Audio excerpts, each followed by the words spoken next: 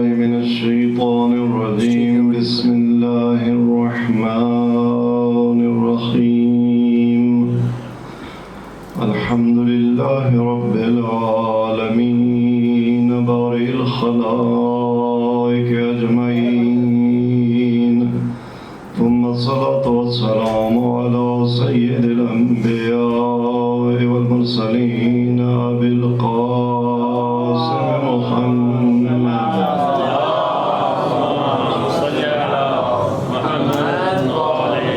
والصلاة والسلام على أهل بيته الطيبين الطاهرين المنتجبين واللعنة الدائمة على أعدائهم أجمعين أما بعد فقد قال الله تبارك وتعالى في كتابه المجيد وفرقانه الحميد وقوله الحق ومن يطع الله والرسول فأولئك مع الذين أنعم الله عليهم من النبيين والصديقين والشهداء والصالحين وحسن أولئك رفيقا بلند الصلوات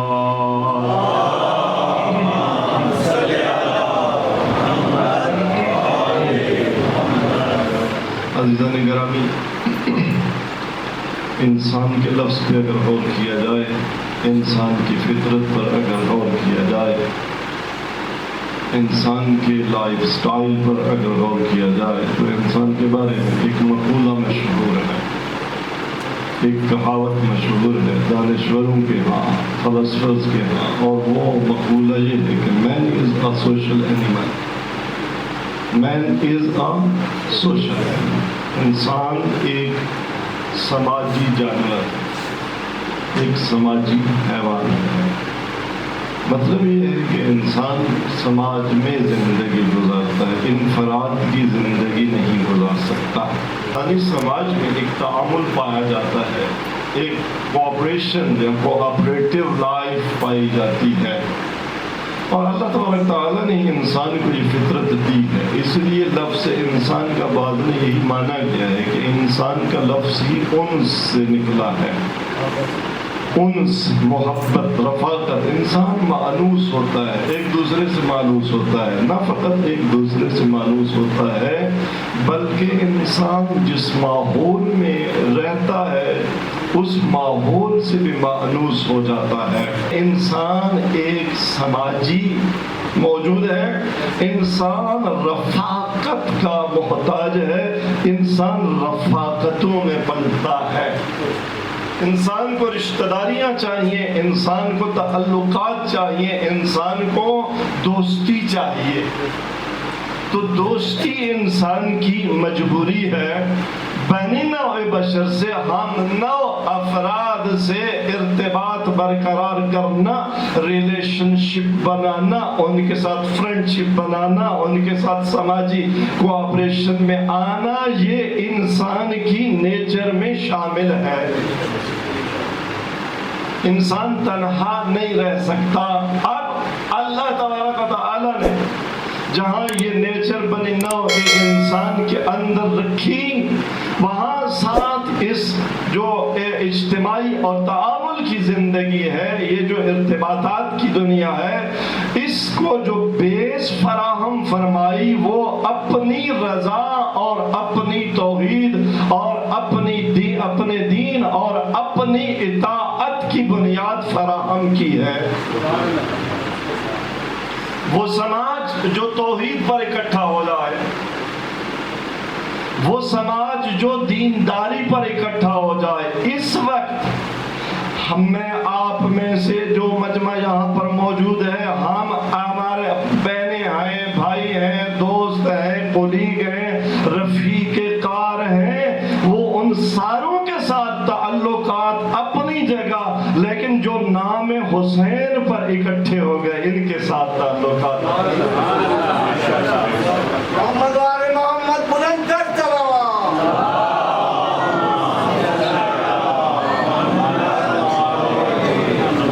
دوستی کی وہ مضبوط رسی جو دین عطا کرتا ہے، جو توحید عطا کرتی ہے، بھائی بھائی کا دشمن ہو جاتا ہے اس بات پر کہ اس کا عقیدہ فلاں مذہب والا، اس کا عقیدہ اس مذہب کا، کس بات پر جدا ہو گئے؟ مگر رشتے میں تو خون ایک تھا، صلب ایک تھی، رحم ایک تھا، جدا کیوں ہوئے؟ دین جدا ہو گیا۔ جب دین جدا ہو گیا تو دین کی بنیاد پر نئی اخوت قائم ہو گئی، نئی برادرہڈ قائم ہو گئی، نئی ریلیشن شپ قائم ہو گئی، اور دین کی بنیاد پر، توحید کی بنیاد پر، مشترکہ آئیڈیالوجی کی بنیاد پر جو برادرہڈ، جو اخوت، جو بھائی چارہ، جو رفاقت، جو دوستی وجود میں آتی ہے، اس کی بنیاد لازوال ہوتی ہے۔ سبحان اللہ۔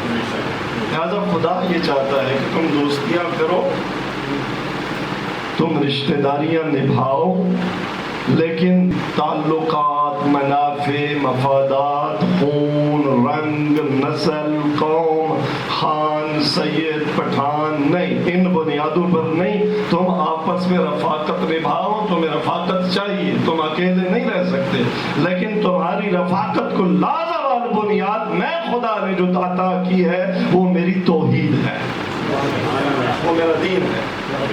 لہذا دین کی بنیاد پر تم رفاقتیں بناؤ، اور جب تک انسان دین کی بنیاد پر رفاقت بناتا ہے تو ظاہر ہے پھر اس کا تعامل، اس کا انٹریکشن، اس کا ایک دوسرے کے لیے فداکاری، ایک دوسرے کی خدمت، ایک دوسرے کے لیے جانثاری، ایک دوسرے کے لیے فداکاری، وہ بھائی کے لیے نہیں ہوتی، وہ دوست کے لیے نہیں ہوتی، وہ کولیگ کے لیے نہیں ہوتی، وہ سب سے پہلے اللہ کے لیے ہوتی ہے، اللہ کی رضا کے لیے۔ لہذا اپنے رشتہ داریوں کو بھی نبھاؤ اللہ کے رضا کے لیے۔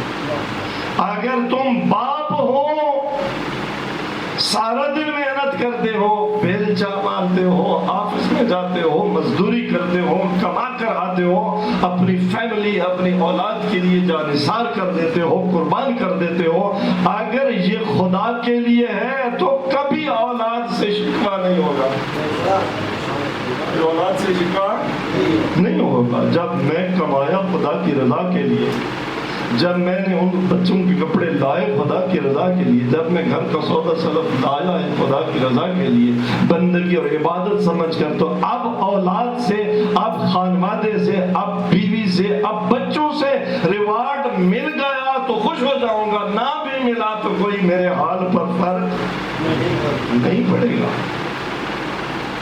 اور کتنا سٹیٹس تبدیل ہو جاتا ہے، کام ہے کہ باپ اسی طرح کما رہا، ماں اسی طرح سے گھر میں ہنڈیا بنا رہی ہے، چپاتی بنا رہی ہے، اس گرمی میں جس میں انسان کا جی چاہتا ہے بس اے سی کے نیچے، پنکھے کے نیچے بیٹھا جائے، وہ کچن میں کھڑی میرے آپ کے لیے پسینہ بہا رہی ہے، آٹا گوندھ رہی ہے، ہنڈیا بنا رہی ہے، چپاتی بنا رہی ہے، لیکن کیوں؟ اگر اس لیے بنا رہی ہے کہ میاں جی کے لیے، اگر اس لیے بنا رہی ہے کہ بیٹے جی کے لیے، اگر اس لیے بنا رہی ہے کہ بیٹی جی کے لیے، تو کل نہ میاں سے ریوارڈ ملے گا، نہ بیٹے سے ریوارڈ ملے گا، نہ بیٹی سے ریوارڈ ملے گا۔ کوئی یہ بھی نہیں کہتا، اتنا ایک جملہ بھی ہم اتنے ناشکرے ہیں کہ کھانا کھانے کے بعد کہ میں بہنا، امی جان، خانم، فلاں فلاں بڑا اچھا کھانا بنا دیا، اللہ آپ کو برکت عطا کرے، اللہ آپ کو صحت عطا کرے، ایک دعا بھی ہم سے ادا نہیں ہوتی،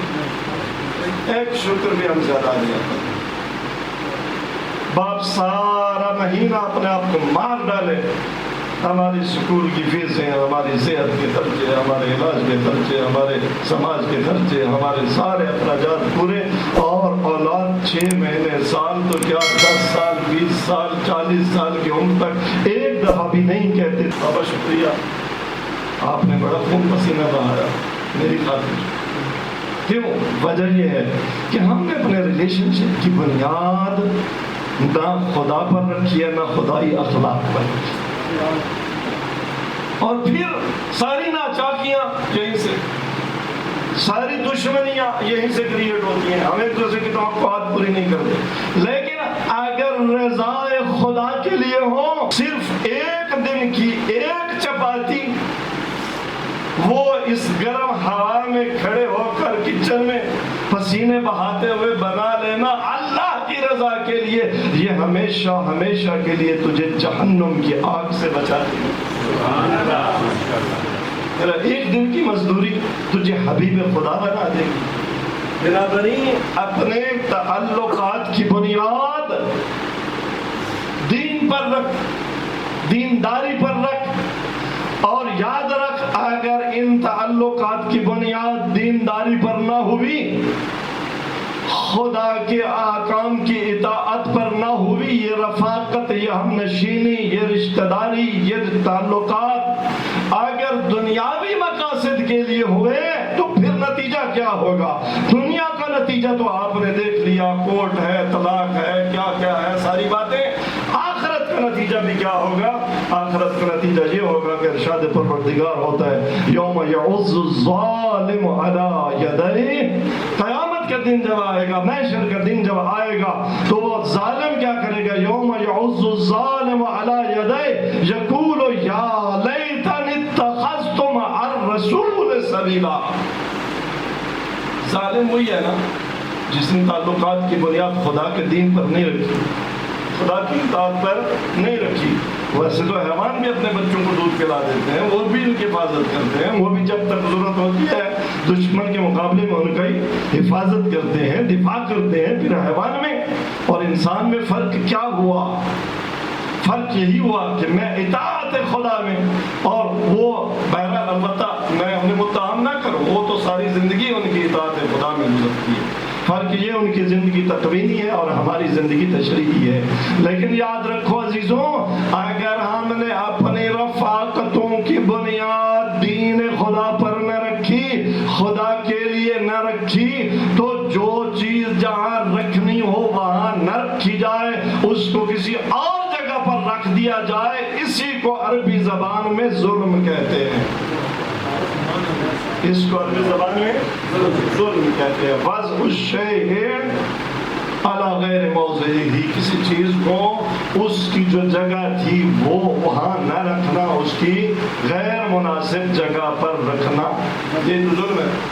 ایسا شخص جس نے تعلقات کی بنیاد، اپنے تعلقات کو جس بنیاد پر استوار کرنا تھا اس پر استوار نہ کیا، وہ ظالم ہے، گناہگار ظالم ہے، تارک نماز ظالم ہے، تارک روزہ، تارک صوم، صلاۃ۔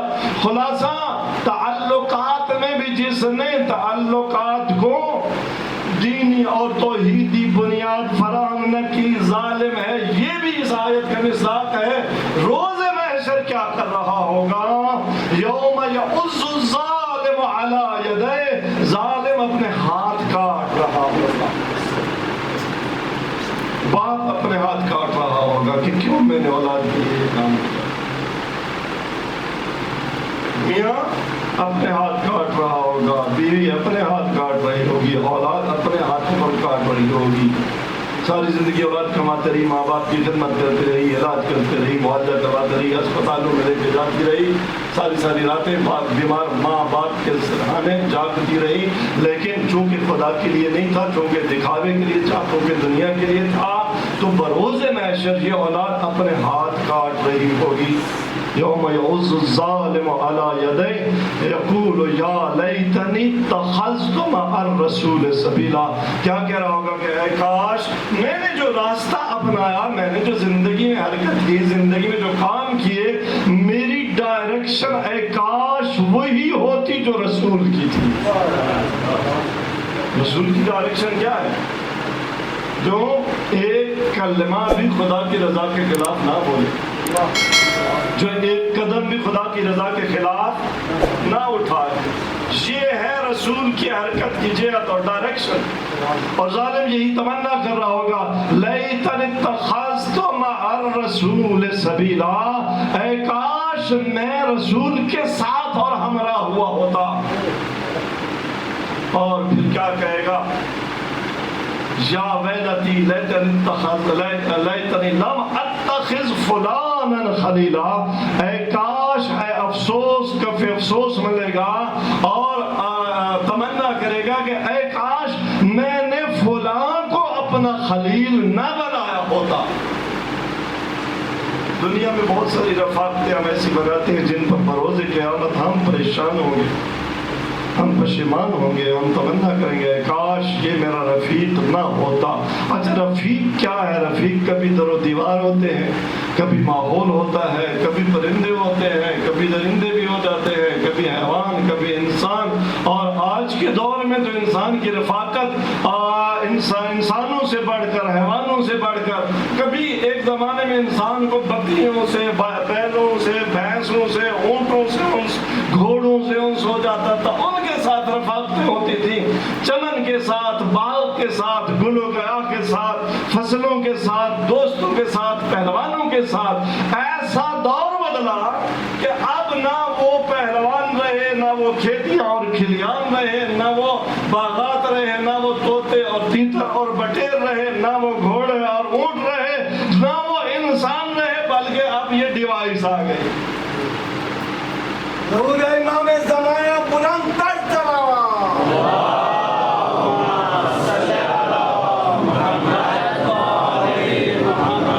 24 گھنٹے میں عزیزان گرامی کتنا ٹائم یہ آپ کی جو موبائل ہے، یہ جو آپ کی ڈیوائس ہے، اس کے ساتھ گزرتا ہے، اور کتنا ماں باپ کے ساتھ۔ تو قیامت کے دن یہ بھی ہم نشینی کا ایک مصداق ہو۔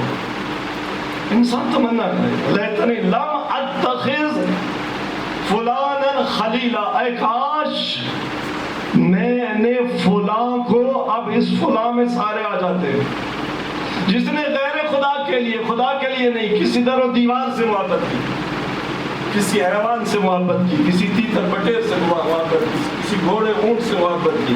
اگر غیر خدا ہوتے ہوئے محبت کی تو یہ تمنا کرے گا یا ویلتی لیتنی لم اتخذ فلانا خلیلا، اے کاش میں نے فلاں سے یہ رفاقت نہ کی ہوتی، یہ رفاقت نہ بنائی ہوتی۔ اور جب رفاقتیں غیر خدائی ہو جاتی ہیں، غیر خدائی رفاقتیں کیوں ہوتی ہیں؟ اس کی وجہ خدا کو بھول جائے۔ ارشاد پروردگار وَمَن یعش عن ذکر الرحمن نقیض له شیطانا فهو له قرین، کہ جو اللہ کی یاد کو بھلا دیتا ہے، اس سے غافل ہو جاتا ہے۔ من یعش عن ذکر الرحمن، خداوند تبارک تعالیٰ فرماتا ہے کہ میں اس کو سزا کیا دیتا ہوں، اسی رفاقت، اسی دوستی کی وجہ سے۔ کتنے بچے منشیات کا شکار ہو گئے، کتنے بچے نشے کا شکار ہو گئے، کتنے بچے بد چلنی کے میں مبتلا ہو گئے، کس بنیاد پر؟ صرف دوستی نے ڈبو ڈالا، دوستیوں کی وجہ سے۔ تو یہ دوستی کیوں ایسا ہوتا ہے؟ اصل وجہ کیا ہے؟ قرآن نے بتایا وَمَن یعش عن ذکر الرحمن، جو اللہ کی یاد سے غافل ہو جاتا ہے، نقیض لہ شیطانا، خدا فرماتا ہے کہ ہم اس پر شیطان ابلیس کو مسلط کر دیتے ہیں، فَهُوَ لَهُ قَرِينٌ، پھر اس کا ہر وقت کا ساتھی اور رفیق ابلیس ہوتا ہے۔ ساری زندگی ایسے گزر گئی، حتیٰ اذا جاءنا، کیا کہتا ہے؟ یا لیت بینی و بینہ بعد المشرقین فبئس القرین، اے کاش اس ساتھی اور میرے درمیان مشرق اور مغرب کا فاصلہ ہوتا۔ یہ انسان تمنا کرے گا، فبئس القرین، اس وقت کہے گا کہ کتنا ہی برا میرا ساتھی، میں نے دنیا میں کتنی ہی بری رفاقت اپنائی۔ عزیزان گرامی، قیامت کا دن یہی ہوگا جس میں رفاقتیں ٹوٹ جائیں گی، ساتھی ساتھی پر لعنت کر رہا ہوگا۔ قیامت کا دن ایسا ہے جس دن رشتہ داریاں ٹوٹ جائیں گی۔ یوم یفر المرء من اخیہ وامہ وابیہ وصاحبتہ وبنیہ لکل امرئ منہم یومئذ شأن یغنیہ۔ قیامت دنیا کی بیس پر، دنیاوی مفادات کی بنیاد پر، دنیاوی خونی یا غیر خونی رشتوں کی بنیاد پر استوار ہونے والے رشتوں کے ٹوٹنے کا دن ہے۔ کیسا دن ہے؟ یوم یفر المرء من اخیہ، اس دن ایک انسان اپنے سگے بھائی سے بھی فرار کر رہا ہوگا۔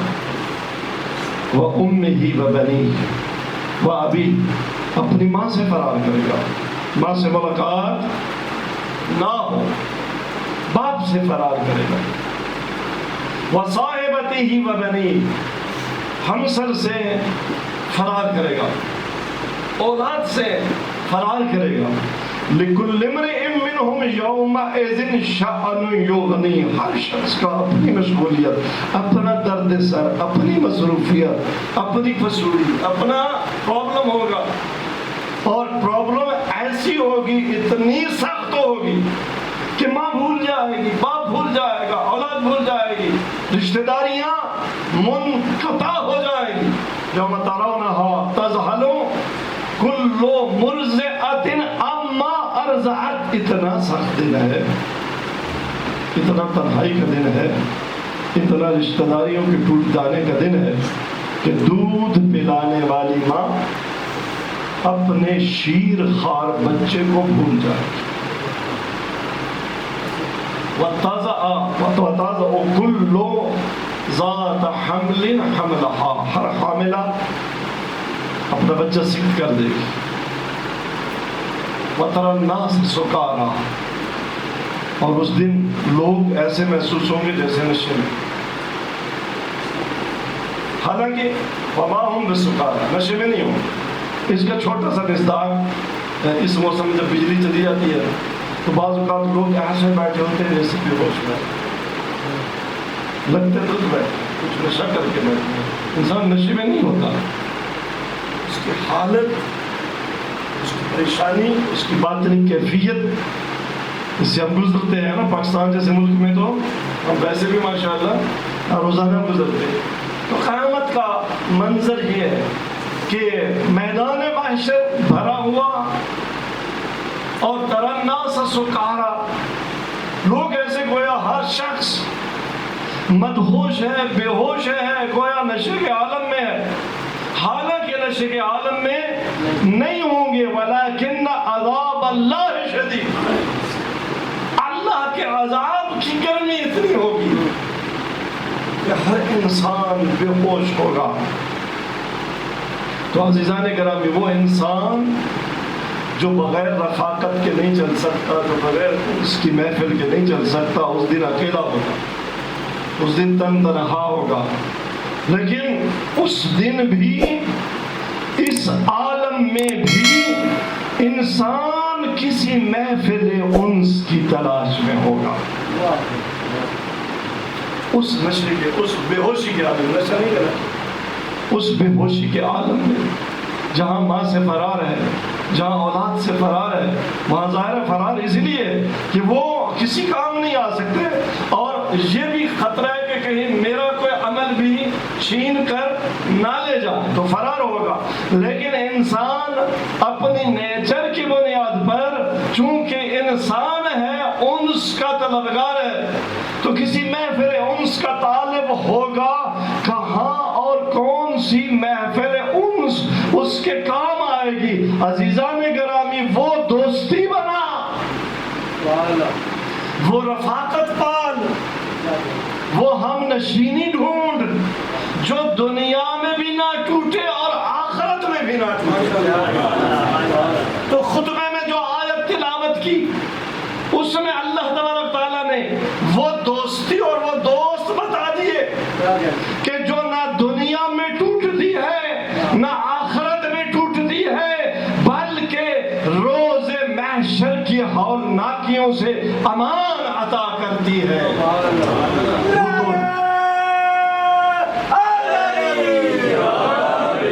ارشاد فرمایا من یطع اللہ والرسول، جس نے اللہ کی اطاعت کی اور اللہ کے رسول کی اطاعت کی، فَأُولَٰئِكَ مَعَ الَّذِينَ أَنْعَمَ اللَّهُ عَلَيْهِمْ، یہ اس دن بھی اکیلے نہیں ہوں گے، میدان محشر کی اس گرمی میں بھی اکیلے نہیں ہوں گے، میدان محشر کی اس ہولناکی میں بھی اکیلے نہیں ہوں گے۔ یہ کن کے ساتھ ہوں گے؟ فَأُولَٰئِكَ مَعَ الَّذِينَ أَنْعَمَ اللَّهُ عَلَيْهِمْ، یہ ان لوگوں کے ساتھ، ان ہستیوں کے ساتھ ہوں گے جن پر اللہ نے اپنے انعام کی بارش پیش کی ہے. وہ کون ہے؟ من النبیین، یہ نبیوں کی رفاقت میں ہوں گے. من النبیین والصدیقین والشہداء والصالحین. کسی کو شہیدوں کی محفل، کسی کو انبیاء کی محفل، کسی کو صالحین کی محفل، کسی کو اتقیاء کی محفل. کوئی محفل علی میں تو کوئی محفل حسین میں ہوگا. سارے مل کے کرنارا حاضری. تو یہ محفل اولئک فاولئک مع الذین انعم اللہ علیہم من النبیین والصدیقین والشہداء والصالحین وحسن اولئک رفیقا. اللہ فرماتا ہے اگر اچھی دوستی کا پوچھتے ہو،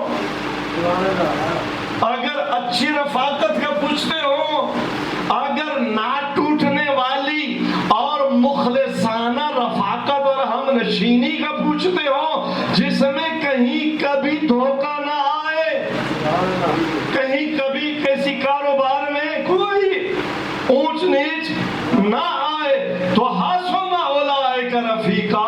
آؤ انبیاء کو رفیق بناؤ، آؤ صدیقین کو رفیق بناؤ، آؤ شہداء کو رفیق بناؤ، آؤ صالحین کو رفیق بناؤ. کہاں بنتے ہیں یہ رفیق؟ میں باقی رفاقتوں کی بات نہیں کرتا، آج میں ایک رفاقت کی بات کرتا ہوں. آؤ حسین کو رفیق بناؤ. حسین کہاں رفیق بنتا ہے؟ حسین اسی فرش عذاب پر رفیق بنتا ہے. حسین اسی محفل میں رفیق بنتا ہے. یہ جو محفل ہمارے بھائی نے سجا دی، یہ جو محفل آپ نے سجا دی، اسی محفل میں حسین کا نانا رفیق بنتا ہے. اسی محفل میں حسین کا بابا علی رفیق بنتا ہے. عزیزان گرامی، یہ حسن اولئک رفیقا. میرے دوست، دوستی بنا، رفاقت بنا. کس کے ساتھ؟ حسین کے ساتھ، حسین کے نانا کے ساتھ، حسین کی ماں زہرا کی میری بہن رفاقت اختیار کریں. یہ دوستی کہاں بنتی ہے؟ یہ دوستی مجلس حسین میں بنتی ہے. اس لیے کہ سرکار محمد مصطفیٰ کا فرمان ہے، قال رسول اللہ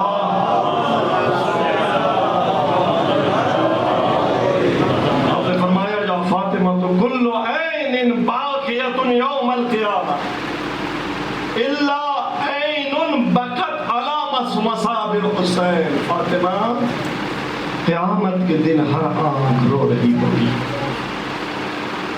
مگر وہ آنکھ جو حسین کی مصائب پر ہوئی.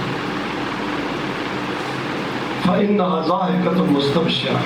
یہ آنکھ نہیں روئی. اس دن، جس دن ہر آنکھ رو رہی ہوگی، اللہ کا نبی فرماتے ہیں اس دن وہ آنکھ وہ ہنس رہی ہوگی، اس کو بشارت ہوگی، وہ خوش ہوگی، وہ مسرور ہوگی.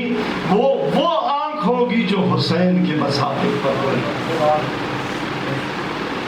اور یہ بھی آپ کا فرمان ہے کہ فَإِذَا كَانَ يَوْمُ الْقِيَامَةِ، جب قیامت کا دن آئے گا نا، اور وہ حالت ہوگی کہ وَتَرَى النَّاسَ سُكَارَىٰ، لوگ مدہوش نظر آئیں گے، حالانکہ مدہوش نہیں ہوں گے. یوم یفر المرء من اخیہ وامہ وابیہ وصاحبتہ وبنیہ. محشر میں انبیاء موجود ہوں گے، انبیاء کی اقوام موجود ہوں گی. آدم سے لے کر خاتم تک، آج سے لے کر قیامت تک جمیع خلائق جمع ہوں گے. عدالت لگی ہوگی، پیشی عدل الہی کی. اور اس بات کو سمجھنے کے لیے ایک مثال کا سہارا لوں گا. میری پیشی قاضی نے بلا لیا.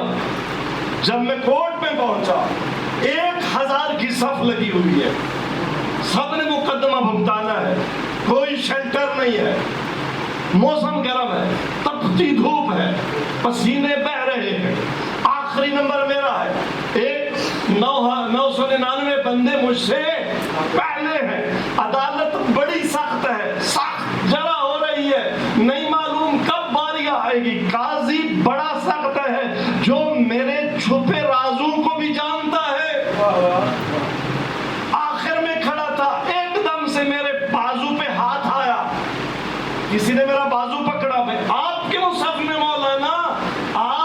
صف میں نہیں لگے. آپ کے لیے یہ عدالت نہیں ہے. قیامت کا دن ہے, جمیع خلائق موجود ہیں, انسان اپنی باری کے انتظار میں ہے. ابھی میں عدل الہی کی بارگاہ میں کیا جواب دوں گا کہ ایک ہاتھ آئے گا, اس کے بازو پر کس کا ہاتھ ہوگا؟ اللہ کا نبی فرماتا ہے فَإِذَا كَانَ يَوْمُ الْقِيَامَةِ جِئْتُهُمْ إِلَى الْمَوْقِفِ میں اس موقف پہ آؤں گا جہاں انسان حساب کتاب کے لیے کھڑا ہوگا. حتی آخذ بِأَعْضَابِهِمْ میں اس کا بازو پکڑوں گا اور میں کیا کہوں گا, حسین پر رونے والے تیری یہ جگہ نہیں. میرے حسین پر رونے والے تیرا حساب کتاب یہاں نہیں ہوگا. فَأُخَلِّصَهُم مِّنْ أَحْوَالِ الْمَشَدَائِدِ میں قیامت کی ہولناکیوں سے حسین پر رونے والوں کو نجات. عزیزوں, یہ رفاقت ڈھونڈو جس کے بارے میں چھٹے امام صادق علیہ الصلوۃ والسلام اور فرماتے من تذکر مصائبنا وبقى لمرتقب منا كان معنا في درجتنا يوم القيامة. عجیب حدیث ہے. اگر ہم جو غریب آدمی ہوتا ہے نا, جو معاشرے کا مزدور آدمی ہے, جس نے کبھی 5 سٹار تو کیا 1 سٹار ہوٹل کبھی نام نہیں سنا ہو, اس میں نہ گیا ہو, اس کو 5 سٹار سے بھی اوپر کے ہوٹل میں اس کا کوئی دوست آ جائے اور اس کو وہاں لے جائے کہ بھائی آ جاؤ میرے ساتھ آ جاؤ, میرا سٹے ہے یہاں پر, تو انسان بڑا خوش ہوتا ہے. اس میں لیاقت نہیں تھی, اس کے پاس تو چھولے کھانے کی ایک پلیٹ کے بھی پیسے نہیں تھے. وہ کہاں چلا گیا؟ اس درجے میں, اس منزل پر, اس سٹوری پر. ہم نے کیا لیاقت کہ ہم بہشت کے اعلیٰ درجات میں, لیکن ایک سستا سودا کر لو. امام جعفر صادق فرما رہے ہیں کہ جس نے ہماری مصیبت کو یاد کیا اور آنسو بہائے, میرے مولا فرماتے ہیں کانا معنا فی درجتنا, ہم اس کا ہاتھ پکڑ کر بہشت پر اسی طبقے پہ لے جائیں گے جس پہ امام صادق ہوگا.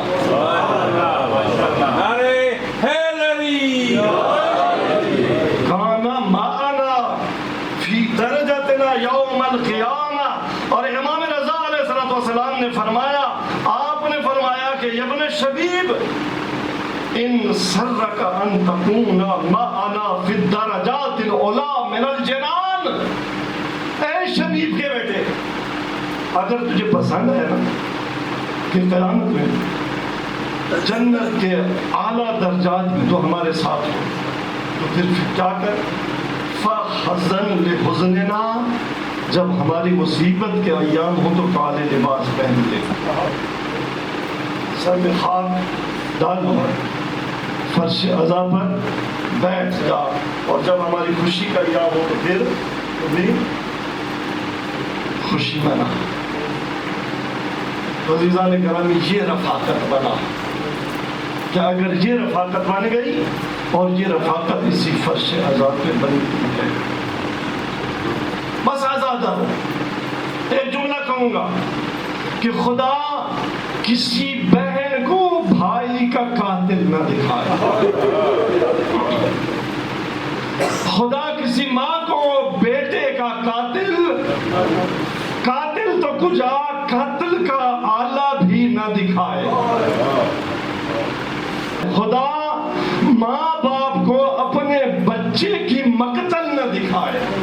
آپ نے اس دن روایت سنی نا کہ نہر فرات پہ جب جناب اسماعیل کی بکریاں آئیں, یہ بکریاں تھیں, اور انہیں پتا چلا الہام کے ذریعے کہ جہاں حسین پیاسا ذبح کیا جائے گا, بکریوں نے نہر فرات کا پانی نہیں پیا. آزاداروں, وہی نہر فرات, اس نہر فرات پہ ایک دن کون آ گیا؟ حسین کا پاپا علی آ گیا.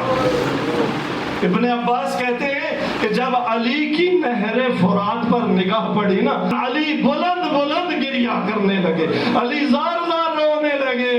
علی نے فرمایا یا ابن عباس اتعرف حاضل موضع اے ابن عباس تجھے معلوم ہے یہ کون سا مقام ہے؟ کہا نہیں معلوم۔ کہا اگر تجھے معلوم ہوتا تو تو بھی اسی طرح سے روتا جس طرح سے میں رو رہا ہوں۔ یہ وہی نہر ہے جس کے کنارے میرا حسین پیاسا مارا جائے گا۔ اجرکم علی اللہ۔ ابن عباس کہتے ہیں علی بہت روئے، بقا طویلا، بڑی دیر روئے، اتنے روئے حتی اخضلت لحیتہ، علی کی ریش مبارک آنسوں سے تر ہو گئی اور علی کے آنسوں آپ کے سینے پر ٹپک رہے تھے۔ روتے روتے علی غش کھا کر گر گئے۔ اب جب ہوش میں آئے نا تو مولا نے کیا فرمایا کہ ابھی عالم غش میں نے کیا دیکھا ہے کہ یہی کربلا کا میدان ہے، آسمان سے کوئی آسمانی مخلوقات اتری ہیں جن کے ہاتھوں میں سفید پرچم ہے اور یہاں خون کا ایک دریا ہے جس میں میرا حسین ڈوب رہا ہے۔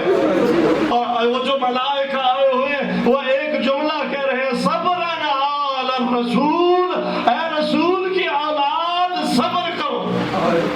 اس وقت مولا علی نے امام حسین کو بلایا، میرے لال جس دن یہ واقعہ پیش آئے گا تو کیا کرے گا؟ مظلوم کربلا نے ایک جملہ کہا، بابا صبر کروں گا حسین صبر کرے گا۔ بس ازادر اسی علی کا وقت آخر ہے، طبیب آیا، طبیب نے چیک کیا اور کہا یا علی اگر کوئی وصیت لکھنی ہے تو لکھ لو۔ علی نے وصیت لکھنا شروع کی کہ علی کی نگاہ حسین پر پڑی۔ علی نے ایک جملہ کہا، یا ابا عبداللہ انت شہید هذه الامہ فعلیک بالتقوی والصبر۔ اے ابا عبداللہ تو اس امت کا شہید ہے، آپ تقوی بنانا، صبر کرنا۔ پھر جب عباس علمدار سامنے آئے دوسری وصیت عباس کو کی، دیکھو میرے لال جب عاشور کا دن آئے اور تیرا گھوڑا نہر فرات کے پانی میں اترے اور نہر فرات کا پانی تیرے چلو پر آ جائے، خیال رکھنا اگر بھائی حسین پیاسا ہو تو نہر فرات کا پانی نہیں پینا۔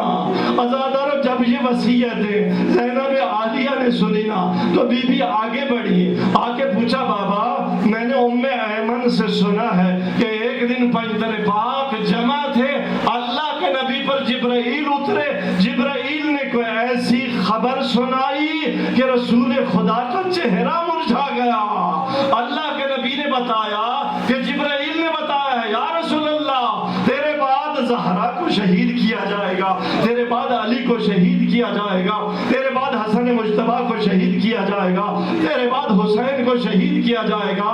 بابا آیا یہ خبر سچی ہے؟ جب یہ زینب عالیہ نے فرمایا نا، علی نے ایک جملہ فرمایا، کہا اے میری بیٹی ام ایمن نے جو فرمایا ہے سچ ہے، گویا میں انہی آنکھوں سے دیکھ رہا ہوں، یہی کوفہ ہے، اسی کوفے کے بازار اور دربار ہے اور میری بیٹی تجھے سر برہنہ لایا جا رہا ہے۔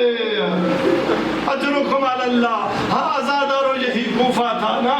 بابا کے دور میں جب علی کی بیٹی یہاں آئی تو صبح پہنچی، دن کے وقت پہنچی، قافلہ روک دیا گیا۔ علی نے فرمایا میری غیرت گوارا نہیں کرتی کہ دن کے وقت شہر سے بازار سے زینب کا قافلہ گزرے، کسی نامحرم کی نگاہ پڑے، قافلہ روک دیا گیا۔ لیکن عزادارو بابا کے بعد ایک وقت ایسا آیا کہ قافلہ رات کو پہنچا تھا لیکن روک دیا گیا کہ جب صبح ہوگی، دن کی روشنی ہوگی، بازار و دربار سج جائیں گے، پھر علی کی بیٹی کو لے کے آنا۔